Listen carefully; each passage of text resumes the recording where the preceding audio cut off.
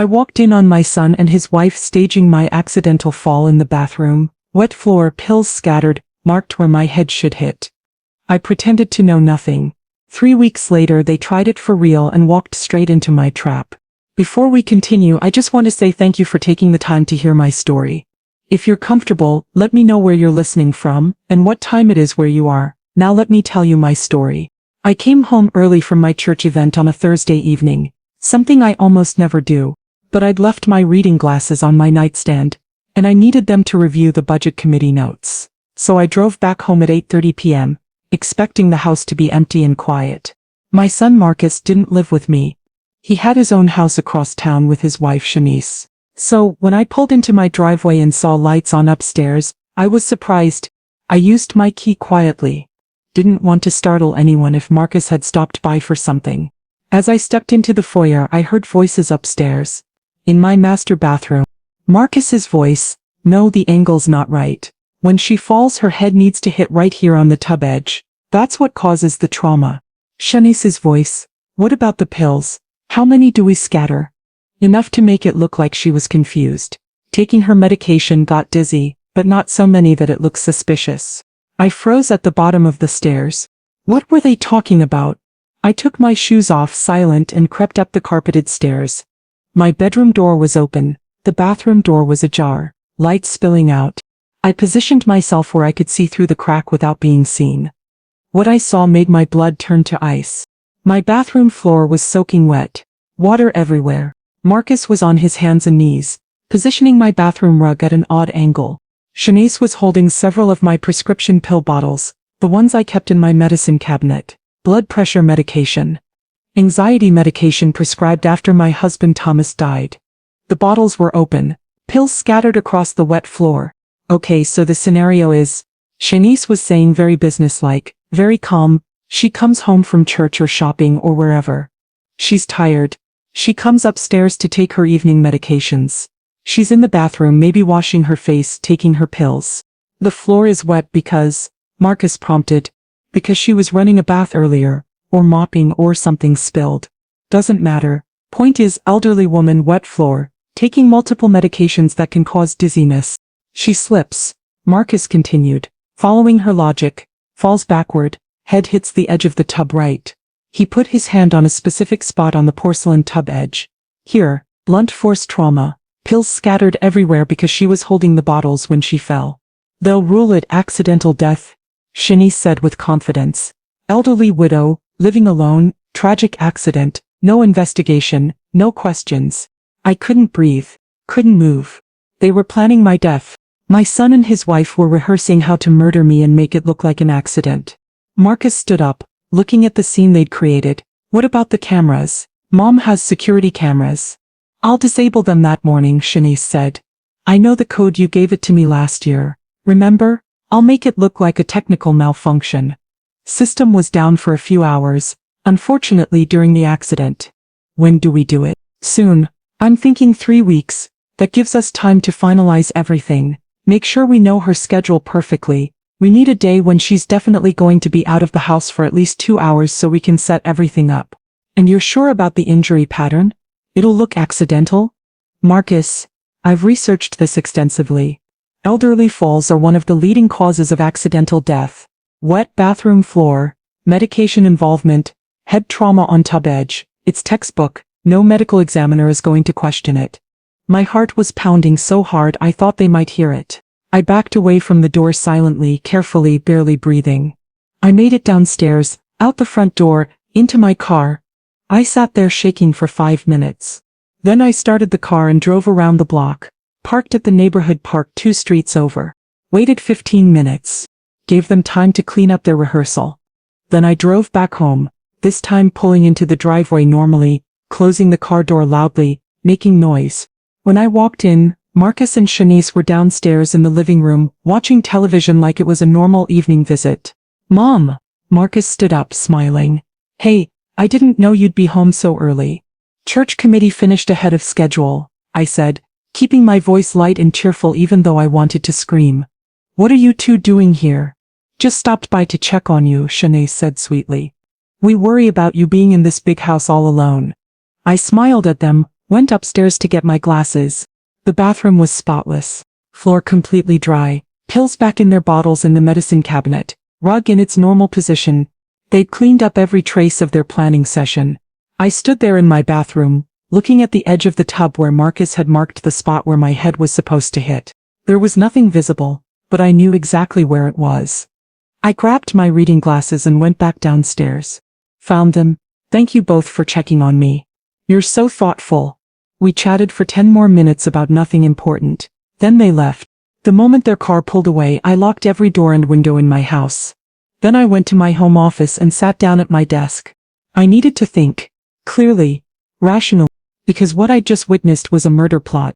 My son and daughter-in-law were planning to kill me, stage it as an accidental fall and inherit my estate. And I needed to decide what to do about it. Most people would call the police immediately. But I'm not most people. My name is Dr. Evelyn Morrison. I'm 67 years old. I'm a retired forensic pathologist. I spent 35 years working with the Georgia Bureau of Investigation Medical Examiner's Office. I performed over 2,000 autopsies in my career, investigated hundreds of suspicious deaths, testified as an expert witness in 63 murder trials. I literally wrote the textbook on recognizing staged death scenes. It's called Staged Death Recognition Patterns in Homicide Investigations, and it's used in forensic training programs across the country. So when I saw Marcus and Shanice staging my accidental fall in that bathroom, my forensic training kicked in automatically. I recognized every element of their plan: the wet floor to explain the fall, the scattered pills to suggest medication-related confusion, the specific marked location for head impact on a hard surface. It was actually a well-researched plan. Shanice had clearly done her homework. Under normal circumstances, if I were just an ordinary elderly widow, it probably would have worked. The medical examiner would have seen 67-year-old woman, recent widow, living alone, found dead in bathroom with wet floor, pills scattered, head trauma consistent with fall against tub edge. They'd have ruled it accidental death. Case closed. But these weren't normal circumstances.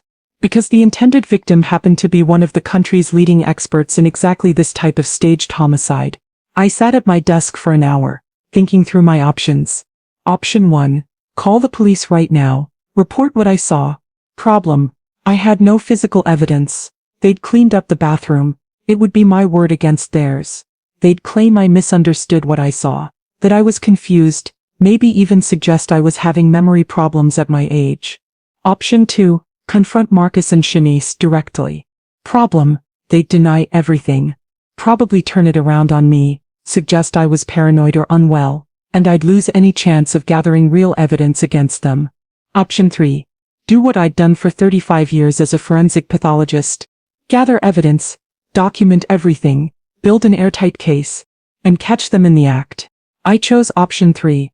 At 2 a.m. I called my older brother Raymond.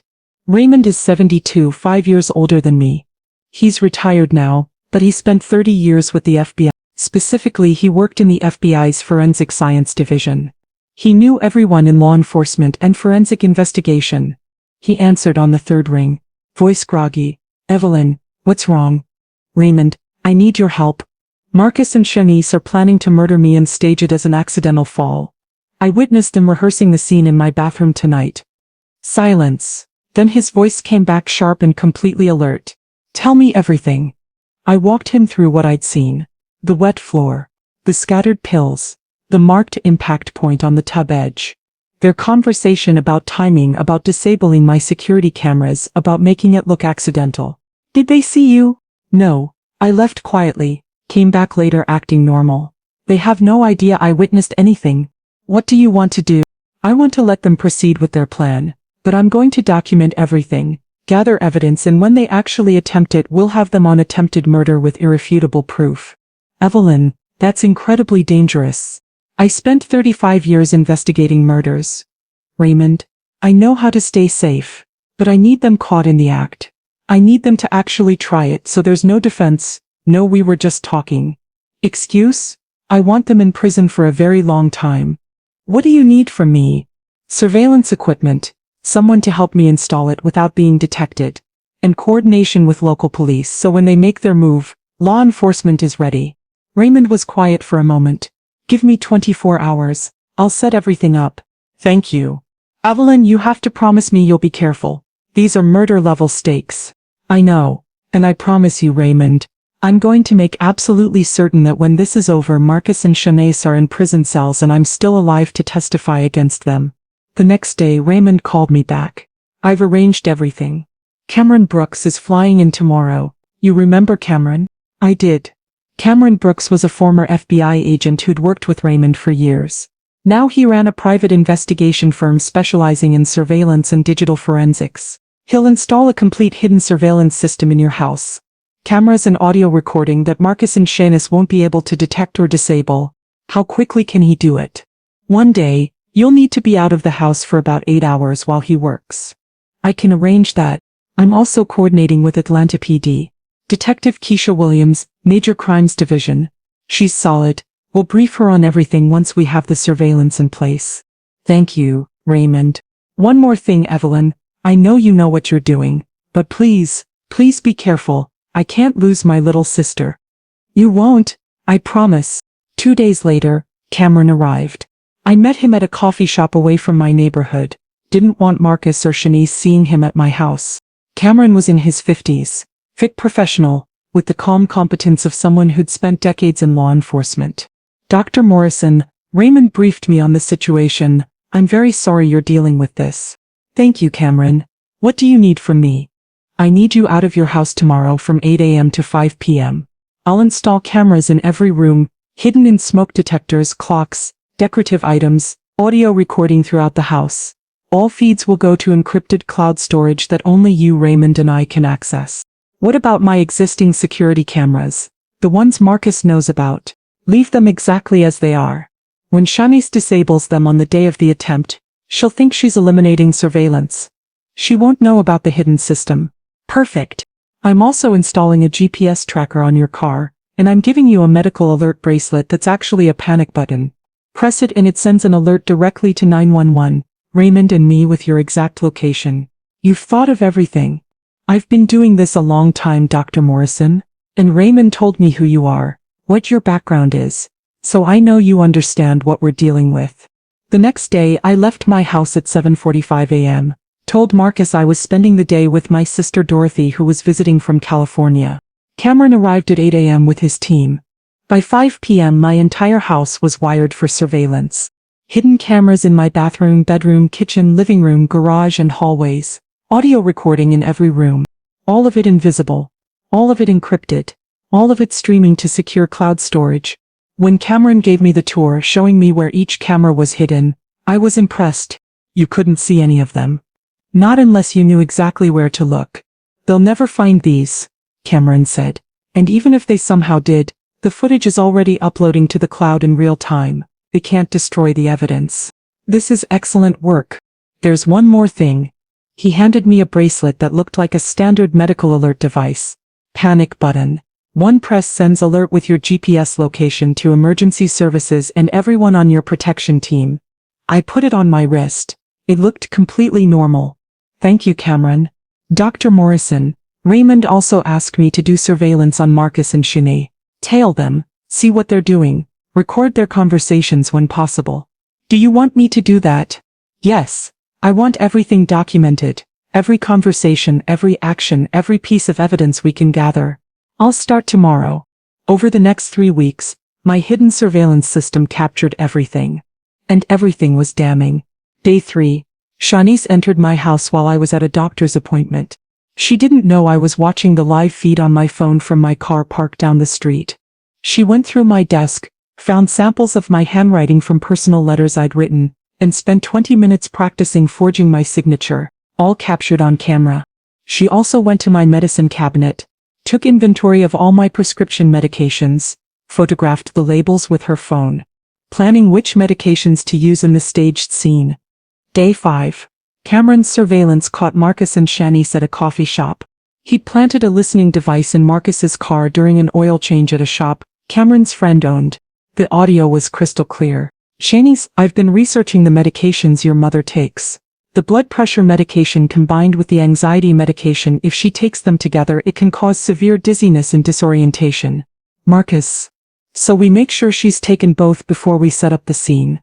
Exactly. We'll crush some of the pills, put the powder in her water bottle. She always drinks water after church.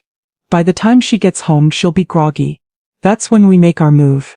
And the fall will look completely accidental? Marcus. Elderly people fall in bathrooms all the time. Wet floor, medications causing dizziness, hard surface impact. It's one of the most common accidental deaths in her age group. No one is going to question it. I listened to this recording in my home office, my hands shaking with anger. These were her words, her plan, her cold calculation about how to kill me. Day 8, more surveillance from Cameron. Marcus and Shanice met with a financial advisor.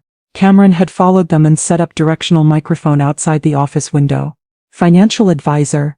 So you're planning for a significant inheritance in the near future? Shanice. Yes. Marcus's mother is elderly. We expect she'll pass within the next month or two. Is she ill? Marcus. She's declining. Her health isn't good. This was a lie. I was perfectly healthy. My last physical had been excellent. Shanice, we want to know how to maximize the inheritance. It'll be approximately $2.4 million. What's the best way to handle that amount? They were already spending money they didn't have. Planning their future with my estate. Day 12. The hidden cameras in my house caught another planning session. Marcus and Shanice had come over while I was at church. They thought they were alone. They went to my bathroom again. Shanice. 3 more days. Saturday. She has her church women's group meeting from 9 a.m. to noon. She's always gone exactly 3 hours. Marcus, we come over before she gets home? Yes. We'll already be here when she arrives. I'll have disabled the security cameras. We'll tell her we stopped by to check on her. Make sure everything is okay. Then what? She'll come upstairs to change clothes. She always does after church. That's when we make our move. Her water bottle will already be drugged from that morning before she left. By the time she's been home 15 minutes, she'll be disoriented. Marcus was pacing, nervous. What if she fights? What if she realizes? Marcus. She'll be drugged. She's 67 years old.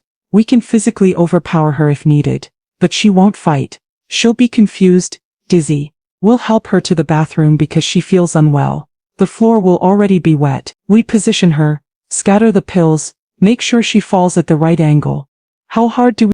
Hard enough. The head trauma has to be significant. But it'll look like she fell, hit her head on the tub edge. Accidental death. I watched this footage with Raymond and Cameron. Raymond's face was grim. This is first-degree murder, premeditation, conspiracy, everything we need. Not yet, I said. We need them to actually attempt it. We need them caught in the act. Cameron nodded. Saturday. 3 days from now we'll be ready. We spent the next 2 days planning my counter-operation. I met with Detective Keisha Williams at the police station. She was a sharp woman in her 40s, 15 years in major crimes, and Raymond had vouched for her completely. I presented her with everything. 3 weeks of surveillance footage, audio recordings, financial records showing Marcus and Shanice's $355,000 in debt. Their meeting with the financial advisor. Detective Williams watched the footage of Shanice and Marcus planning my murder in my own bathroom. When it finished, she looked at me with a mixture of respect and concern. Dr. Morrison, this is the most comprehensive attempted murder case I've ever seen before the attempt actually happened. I spent 35 years building murder cases. Detective, now I'm building one against my own son. You want to let them proceed? Actually attempt it? Yes. With proper protections in place. I want them caught red-handed with no possible defense. What kind of protections? First, I'll be wearing a hidden body camera and audio recorder on Saturday. Second, I want undercover officers positioned around my house close enough to intervene within 30 seconds of my signal. Third, Raymond and Cameron will be in a surveillance van monitoring all cameras. Fourth, I'll replace the pills they plan to drug me with. I'll swap my real water bottle for a decoy containing harmless vitamin powder that looks like crushed medication. So I won't actually be drugged. What's your signal for officers to move in? When they try to force me down in the bathroom, I'll say loudly, "You're really doing this? You're really trying to kill your own mother?" That phrase triggers immediate police entry. Detective Williams nodded slowly. This is incredibly risky, Dr. Morrison. I know, but I want them caught in the act. No plea bargains. No reduced charges. Attempted murder in the first degree. 25 years minimum. All right. Let's rehearse the operation. We spent Friday preparing every detail. 4 undercover officers would be positioned around my property Saturday morning, 2 in unmarked cars on my street, 2 on foot in my backyard, hidden from view. Raymond and Cameron would be in a surveillance van parked 3 houses down, monitoring all camera feeds. Detective Williams would be in a separate vehicle coordinating the response. I would wear a hidden camera disguised as a button on my church blouse, audio recorder in my purse, GPS tracker active, panic button on my wrist, and most importantly, I would swap my real water bottle, the one Shanice planned to drug, for a decoy bottle. Friday night I prepared the decoy, filled the bottle with water and added harmless vitamin powder that dissolved clear, looked identical to plain water. But even if they managed to drug it, I'd be drinking vitamins, not sedatives. The real water bottle I locked in my car trunk. Everything was ready. Saturday morning arrived. I woke at 6 a.m., heart pounding but mind clear. Today my son and his wife would try to murder me. And I was going to catch them in the act. I got dressed in my church clothes, nice blouse with the hidden camera button skirt, comfortable shoes, put my purse with the audio recorder over my shoulder, panic button bracelet on my wrist. At 7:30 a.m., I texted Marcus, "Good morning, sweetheart. Heading to church women's group. Love you." He texted back, "Love you too, Mom. Have a good meeting." The hypocrisy made me sick. At 8:45 a.m. I left my house, drove to church, sat through the women's group meeting, barely hearing a word being said. My phone showed the live surveillance feeds. At 9:15 a.m., Marcus and Shanice entered my house using Marcus's key. I watched on my phone as they moved through my home like burglars. Shanice went immediately to the visible security cameras, the ones I'd had installed years ago for normal home security. She entered the code on the keypad and disabled them. She thought she'd eliminated all surveillance. She had no idea about Cameron's hidden system. Shanice went to the kitchen, found my water bottle, the decoy I'd left there. She pulled a small pill crusher from her purse along with several of my prescription pills she'd stolen earlier, crushed them methodically, poured the powder into my water bottle, shook it to dissolve. "Done," she said to Marcus. "By the time she's been home 20 minutes she'll be falling down dizzy." Marcus was already upstairs in my bathroom. I watched him spread water across the floor, not soaking wet but enough to be slippery. He positioned the bathroom rug at an angle that would make someone trip. He scattered empty pill bottles across the counter and floor, my blood pressure medication, my anxiety medication, creating the scene of an elderly woman confused about her medications, dizzy, falling. At 11:45 a.m. I was still at church, 15 minutes before I was supposed to come home. In the surveillance van, Raymond called me. "Evelyn, they're in position. Bathroom is staged. Your water is drugged, or they think it is. They're waiting for you. Undercover officers ready. In position. 2 in the street. 2 in your backyard. Detective Williams is coordinating. Everyone's waiting for your signal." I'm heading home now. I got in my car, hands steady despite my racing heart. This was it. I drove home, parked in my garage at exactly 12:05 p.m., grabbed my purse, left the real water bottle locked in the trunk, walked into my house. "Hello," I called out cheerfully. "Anyone here?" Marcus appeared from the living room, smiling that fake smile. "Hey Mom, Shanice and I stopped by to see you." Shanice came out of the kitchen. "Hope you don't mind. We wanted to check on you." Of course not. How wonderful to see you both. I went to the kitchen, picked up my water bottle, the one they drugged, and drank deeply from it. "I'm so thirsty after church." I saw Shanice and Marcus exchange a glance. They thought their plan was working. "I'm going to go upstairs and change out of these church clothes," I said. "Make yourselves comfortable." I walked upstairs to my bedroom, camera recording everything, changed into comfortable clothes slowly. Then I started my performance. "Oh my," I said loudly enough for them to hear. "I feel so strange, so dizzy." I stumbled slightly, acting like the drugs were affecting me. Downstairs I heard Shanice whisper to Marcus. "It's working. She's getting disoriented. When she goes to the bathroom, we move." I walked toward my bathroom, swaying slightly, playing the part of a drugged elderly woman. "I need to splash some water on my face," I mumbled. I entered the bathroom. The floor was wet, just as I'd seen them prepare it. Pills scattered everywhere. I grabbed the counter, acting unsteady. Behind me, I heard footsteps. Marcus and Shanice entered the bathroom. "Mom, you don't look well," Shanice said, voice dripping with fake concern. "Let us help you." They each grabbed one of my arms. Not gently. Not like people trying to help. Like people trying to control. Marcus started pushing me toward the tub, toward the spot where they'd planned for my head to hit. Shanice had her hand on my shoulder, angling me for the fall. This was it. They were really doing it. I stopped acting drowsy, stood up straight, looked directly at both of them with complete clarity. "You're really doing this? You're really trying to kill your own mother?" The signal. Marcus and Shanice froze, confusion flooding their faces. "Mom? You're supposed to be drugged?" I looked at them coldly. "I switched the water bottles this morning. I've been acting, Marcus. Acting this entire time." "What?" 3 weeks ago I came home early from church.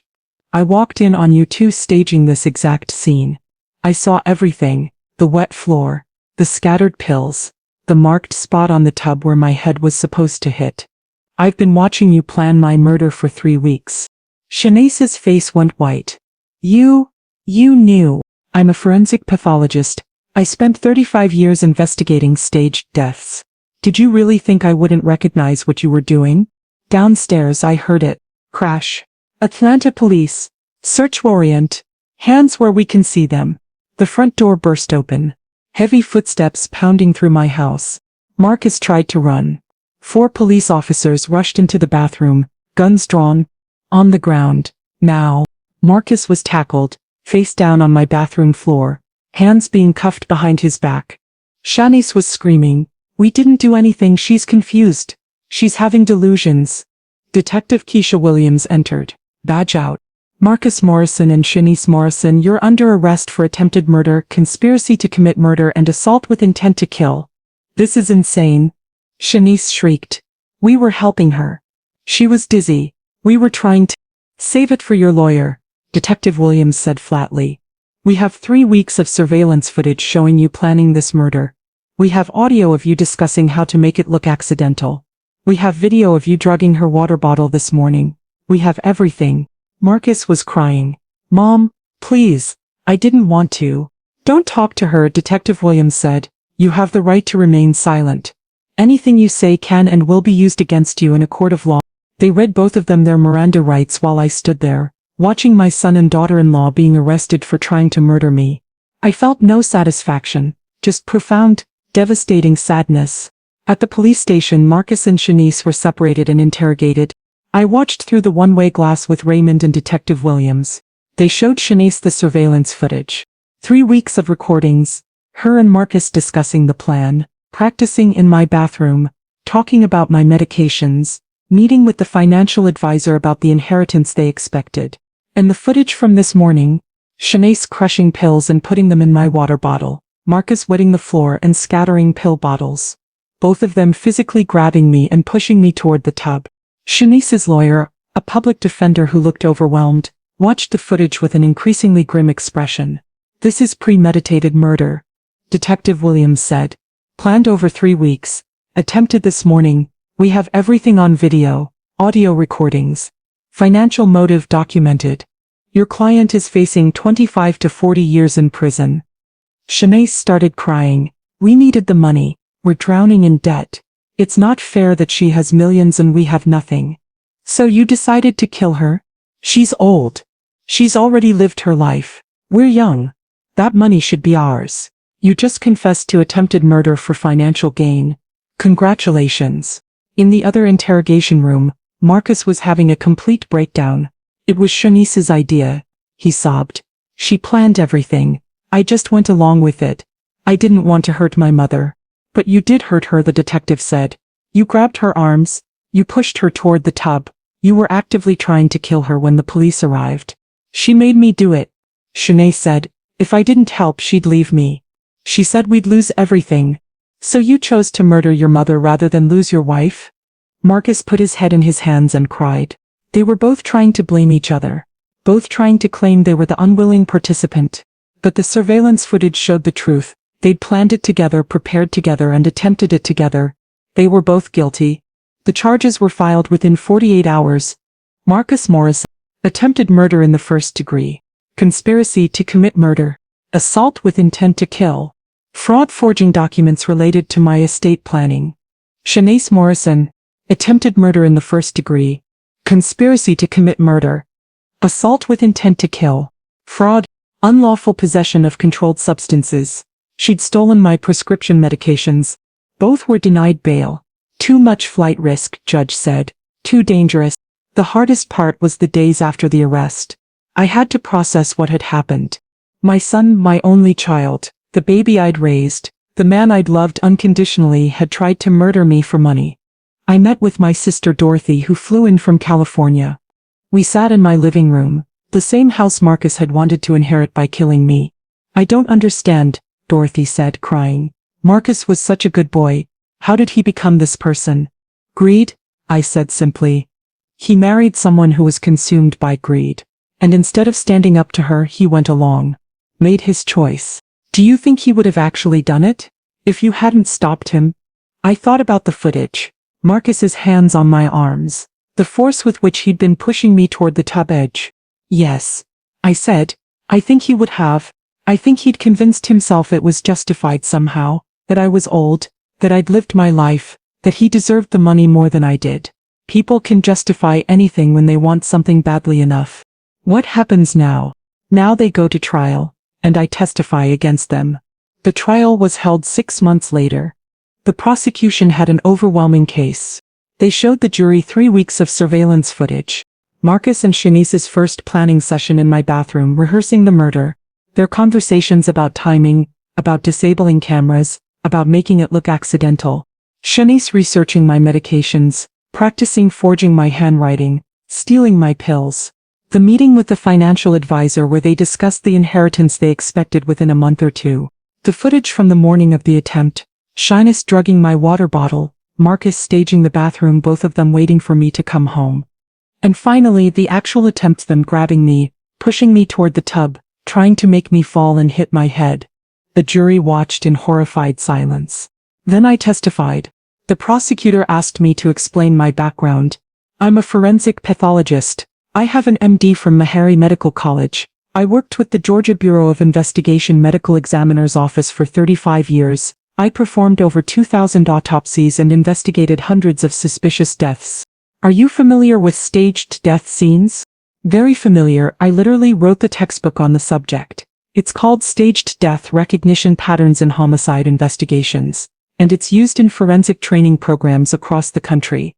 When you walked in on your son and daughter-in-law in your bathroom on that Thursday evening 3 weeks before the attempt, what did you observe? I observed them staging what they intended to make look like my accidental death, the wet floor to explain a fall, the scattered medication bottles to suggest confusion or disorientation, the specific positioning near the tub edge where my head was supposed to impact. These are classic staging elements in planned homicides disguised as accidents. What did you do with this information? I documented everything. I installed hidden surveillance throughout my home. I gathered evidence of their planning over 3 weeks. And on the day they actually attempted to murder me, I ensured that law enforcement was ready to intervene. Why didn't you just call the police immediately when you first discovered their plan? Because at that point, I had no physical evidence. They'd cleaned up their rehearsal. It would have been my word against theirs. I needed them to actually attempt the murder so there would be no possible defense. Dr. Morrison, can you tell the jury what happened on the morning of the attempt? I walked through every detail. How I'd switched the water bottles. How I'd pretended to be affected by drugs I hadn't actually consumed. How Marcus and Shanice had grabbed me and physically tried to force me down. At that moment when they were pushing me toward the tub, did you believe they intended to kill you? Absolutely. The force they used, the positioning, the planning that had gone into it, they fully intended to cause fatal head trauma and make it appear to be an accidental fall. The defense tried to argue that Marcus and Shanice were just helping me because I seemed unwell. But the prosecution showed the 3 weeks of planning footage. How do you accidentally plan a murder in advance? The defense tried to claim I'd entrapped them. But the prosecution pointed out, Dr. Morrison didn't make them plan this. She didn't make them drug her water. She didn't make them stage the bathroom. She didn't make them physically assault her. They made every one of those choices themselves. She simply didn't tell them she knew about their plan. The jury deliberated for 3 hours. Verdict, guilty on all counts for both defendants. At sentencing 2 months later, the judge looked at Marcus and Shanice with disgust. You planned and attempted to execute the murder of a 67-year-old woman for financial gain. That woman was your mother and mother-in-law. You showed no remorse, only anger at being caught, and attempts to blame each other. Marcus Morrison, I sentence you to 25 years in state prison for attempted murder, with 10 years for conspiracy to run concurrent, total sentence 25 years. You'll be eligible for parole after 18 years. Marcus sobbed in his chair. Shanice Morrison, you were the mastermind of this plan. You researched the method, you stole the medications, you drugged the water bottle. I sentence you to 30 years in state prison for attempted murder, with additional time for the other charges to run concurrent. Total sentence, 30 years. You'll be eligible for parole after 22 years. Shanice started screaming, this isn't fair. She has so much money. She should share it. We needed it. It should be ours. Even at sentencing, she still didn't understand. Still thought she was entitled to my money. Still thought I was the villain for not giving it to her. The bailiffs led them both away. I sat in the courtroom next to Dorothy and Raymond, watching my son disappear through the door that led to the holding cells. Are you okay? Dorothy asked quietly. No, I said honestly. But I will be. 1 year later, I'm 68 years old. I still live in my house. The $750,000 house that Marcus and Shanice wanted so badly they tried to kill me for it. I still have my estate intact. Approximately $3.45 million that they were never going to get. I updated my will after the trial. Everything now goes to my sister Dorothy. Marcus is completely disinherited. I also added an ironclad clause. Any person who contests this will or has been convicted of attempting to harm me shall receive nothing, and is permanently barred from any claim to my estate. My lawyer assured me it's airtight. I started doing advocacy work after the trial.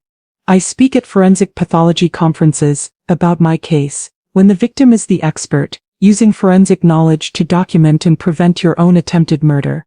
I teach law enforcement about recognizing staged death scenes.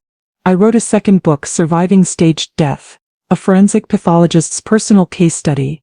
It became required reading in several forensic science programs. Last month, I was teaching a seminar at Emory University's medical school. I showed surveillance footage from my case, faces blurred for privacy, demonstrating how Marcus and Shanice had staged the bathroom scene. A student raised her hand. Dr. Morrison, how did you stay so calm knowing they were planning to kill you? I stayed calm because I had knowledge. I said. I knew what they were planning. I knew how to protect myself. I knew how to gather evidence. And I knew they would fail because they fundamentally underestimated me. They saw an elderly widow, a woman they could manipulate and murder. They didn't see a forensic pathologist with 35 years of experience investigating exactly this type of crime. That was their fatal mistake. Another student asked, do you regret not stopping them sooner, preventing the actual attempt? No. Because planning a murder can be defended as just talk, just fantasy, but actually attempting it, actually putting their hands on me and trying to force me down, that's irrefutable. That's 25 and 30 years in prison. That's justice. Do you ever visit your son in prison? I paused. That was a harder question. No. Marcus made his choice. He chose money over his mother's life.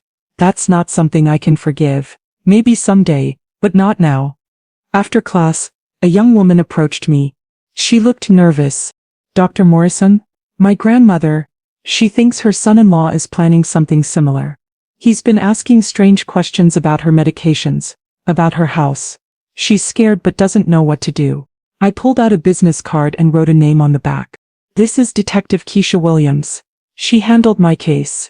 Tell your grandmother to call her if she sees anything suspicious. Tell her to document everything, and tell her this. If she ever suspects someone has tampered with her medications or is staging an accident, she should preserve the evidence and call the police immediately. Thank you so much. And one more thing. Tell your grandmother that the best defense against being murdered is being smarter than your murderer. Knowledge is survival. The young woman thanked me and left. I gathered my materials, thinking about Marcus in his prison cell. He'd be in his mid-50s before he was eligible for parole. His entire adult life wasted. For what?